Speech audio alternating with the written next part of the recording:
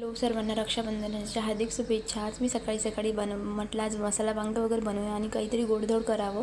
सण असला की काहीतरी वेगळं करावं असं वाटते आणि असं मी त्यामुळे मसाला वांगे करायला घेतले होते. असे छान स्वच्छ धुवून घेतले आणि छान मधून असे कट मारले, कारण त्यात मसाला भरला जातो आणि आपल्याला काय आहे त्यामध्ये असं व्यवस्थित दिसते.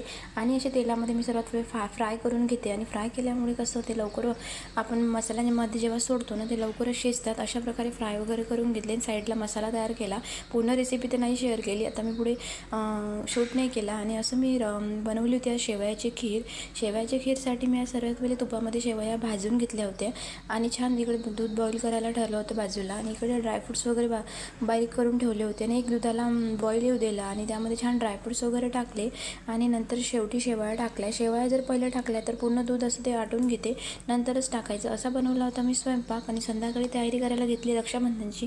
ताट वगैरे काढलं, अद्वीच्या पप्पाला असं ओवाळलं आणि अद्वीला अशा शेजारच्या ताईच्या मुली आल्या होत्या ओवाळायला आणि मी सुद्धा ओवाळून घेतलं. असा होता आमचा दिवस. थँक्यू.